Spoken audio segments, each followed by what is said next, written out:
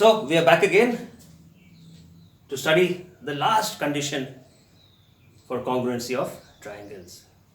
The last condition, the RHS condition, the right angle, hypotenuse, side condition. R for right angle, H for hypotenuse, and S for side. Two right angle triangles are congruent if the hypotenuse and one side of a triangle are equal to the hypotenuse and the corresponding side of another triangle. By now you must be knowing the two triangles that we have to prove them to be congruent. Which two triangles? Triangle ABC and triangle DEF. You see here? These are right angle triangles. This condition is only for applicable for right angle triangles. So in triangle ABC and triangle DEF, angle B is equal to angle E is equal to 90 degrees. AC is equal to DF and AB is equal to DE. AC, DF, hypotenuse. What is the hypotenuse? Hypotenuse is the side opposite to the right angle in any triangle. Hypotenuse is the side opposite the right angle.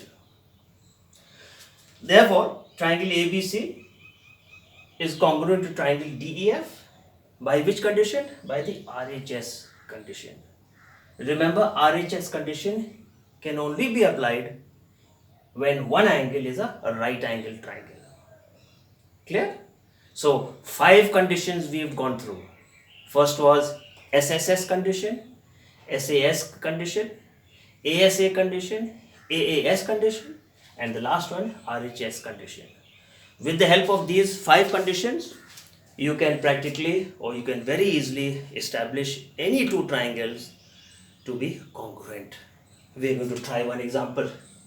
See here, in this example, in this figure, AB is given to be parallel to CD, and we have to prove that triangle AOB is congruent to triangle COD. Remember, I told you, you need to identify two triangles which are going to be established or proved to be congruent.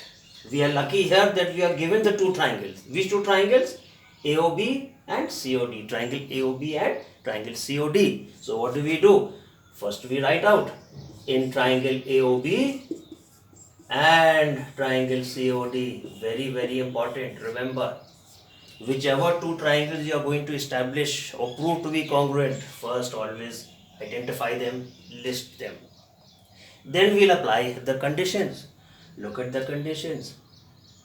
Nothing is given. Nothing is given. One side we'll include here in the question.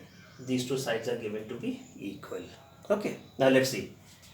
Since AB is parallel to CD, then what do you know about angle A and angle D? Yes, they are equal. Why? Alternate angles. So first we write here angle A equal to angle D, and don't forget, you will always give the reason. Alternate angles, and alternate angles are always equal. So there you are. We've got one pair of angles which are equal. We've got AO equal to OD.